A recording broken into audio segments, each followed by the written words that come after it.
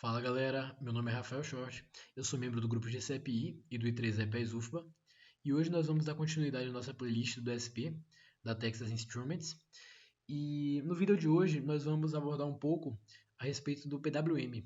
O PWM é um recurso muito utilizado no nosso microcontrolador, sobretudo nas aplicações relacionadas à eletrônica de potência.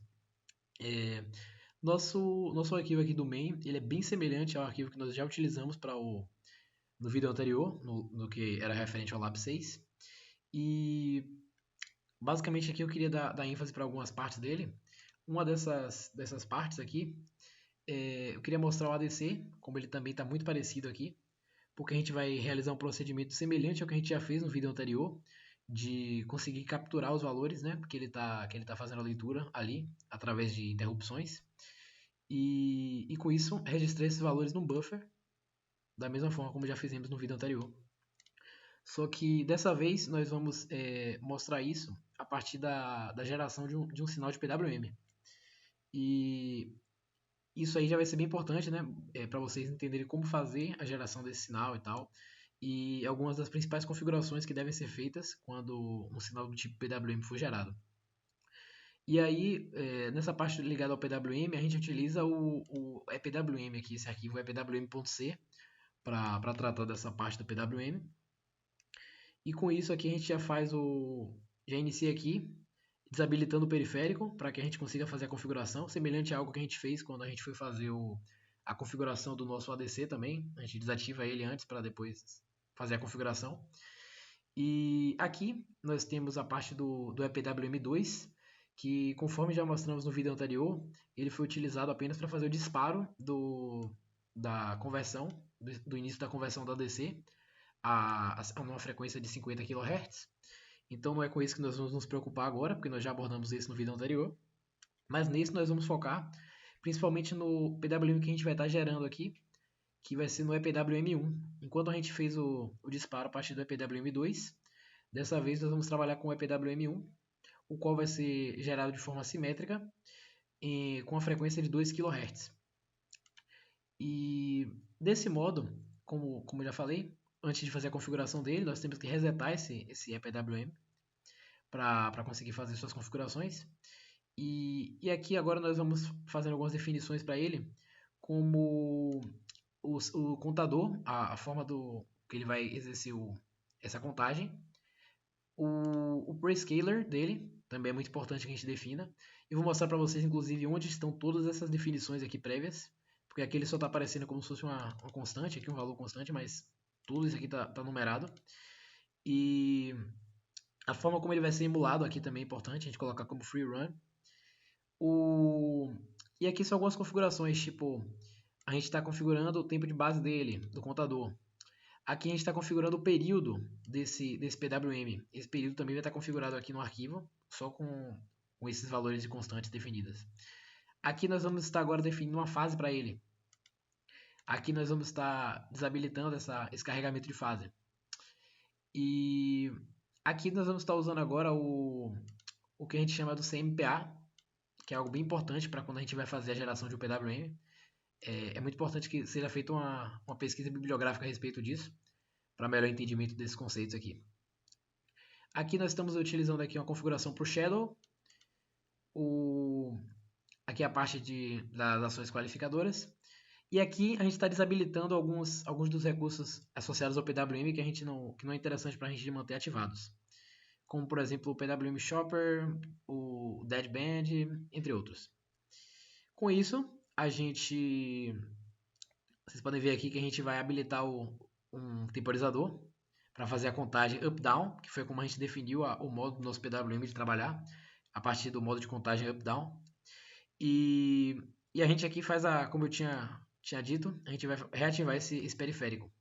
Porque lá em cima, a gente desativou ele, fez as configurações dele aqui, e logo após terminar as configurações, a gente pode ativar ele de novo, acionar novamente o nosso periférico.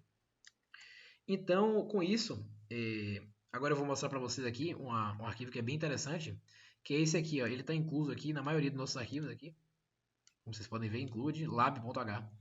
E esse lab.h aqui é um arquivo bem interessante, se vocês clicarem no Ctrl, no botão Ctrl do teclado e clicarem aqui com o botão esquerdo do mouse, vocês vão entrar nesse arquivo aqui. E esse arquivo, o lab.h, ele é um arquivo que ele traz, por exemplo, aqui algumas constantes aqui que a gente vai definir e vai usar ao longo de todos os nossos arquivos do nosso projeto. E aqui, por exemplo, nós temos o próprio tamanho do buffer, que a gente já tinha feito, trabalhado com ele no vídeo anterior. Vocês viram que a gente determinou o tamanho dele para ser 50.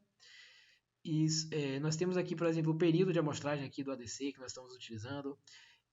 Alguns valores aqui que são bem importantes, como, por exemplo, aqui a forma como a gente está definindo que o nosso PWM vai trabalhar na frequência que a gente deseja. Nesse caso daqui a gente vai colocar ela para uma frequência de 2 kHz e de uma forma simétrica. Aqui é uma forma como o Duty Cycle vai se comportar, o Duty Cycle dele. O mínimo valor de Duty Cycle e o máximo valor para o Duty Cycle. E realmente os valores aqui eles acabam ficando invertidos. O Code Composer e o nosso microcontrolador ele tem essa lógica meio invertida, que quando ele for abordar o mínimo valor para o Duty Cycle, ele vai acabar pegando um número que vai ser maior, quando ele for fazer a leitura nos registradores dele. E o contrário vai ocorrer para o caso do máximo Duty Cycle. Além disso, aqui nós temos alguns outros pontos que já não são tão relevantes aqui. E só essa parte aqui mais associada à modulação, nosso PWM e tal, que a gente colocou o passo 10 aqui. Então, com isso, agora conhecendo mais a respeito do código, nós já podemos iniciar a nossa simulação. Então, a gente pode fechar aqui, né? Fechar esse arquivo se nós não vamos fazer uso agora.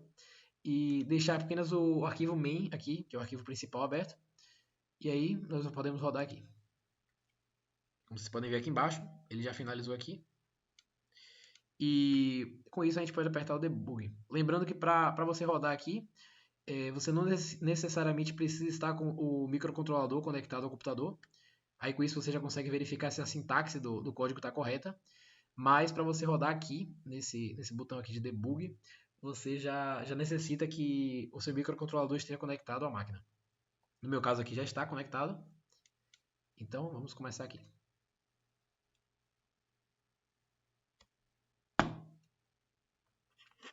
Pode ver que ele está carregando aí.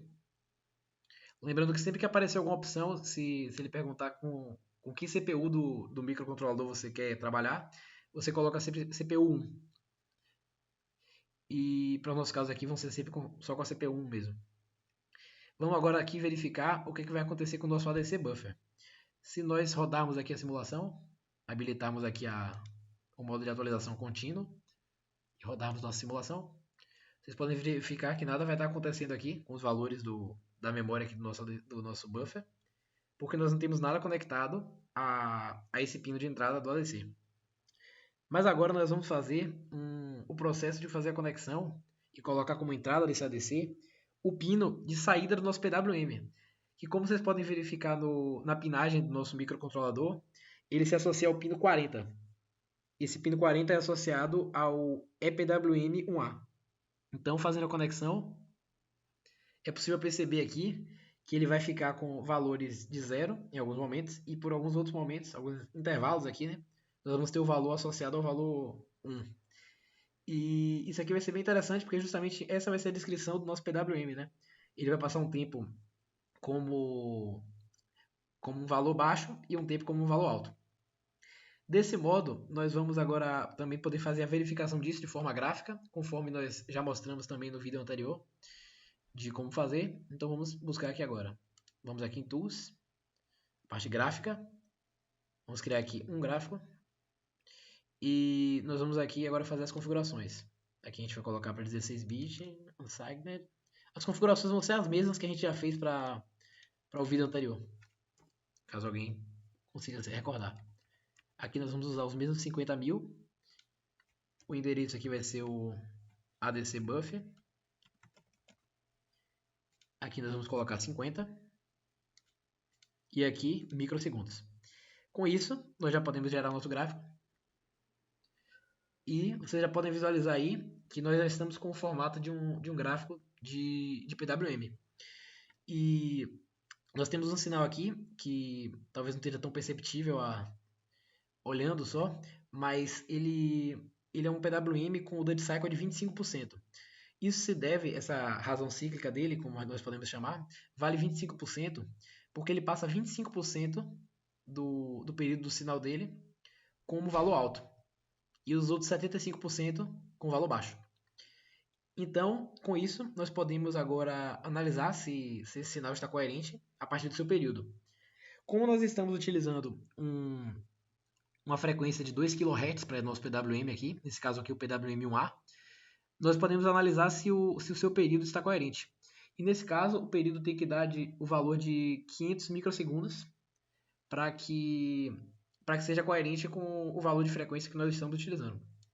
Vamos verificar aqui agora usando a ferramenta de medida. A gente vai colocar aqui um ponto para ele analisar aqui o X1. Ele já indicou para a gente que está valendo 160 aqui em relação ao eixo horizontal aqui. Lembrando que está em microsegundos, então 160 microsegundos. E nós vamos pegar outro ponto agora para formar aqui um período, né? Então, pegando esse ponto aqui, que vai ser o X2, ele tá medindo aqui horizontalmente 660 microsegundos. E a diferença entre ambos está dando aqui 500 microsegundos, conforme esperado, pelo fato de estarmos utilizando uma frequência de 2 kHz para o nosso PWM. Então, pessoal, por hoje nós vamos ficar por aqui. Espero que todos tenham gostado do conteúdo de hoje. Não se esqueçam de deixar o like no vídeo e se inscrever no canal. E, além disso, quaisquer dúvidas, vocês podem deixar nos comentários, que nós vamos responder assim que nós tivermos disponibilidade. E não se esqueçam também de compartilhar esse vídeo com pessoas que possam se interessar por esse conteúdo. Então, galera, valeu, obrigado e até a próxima.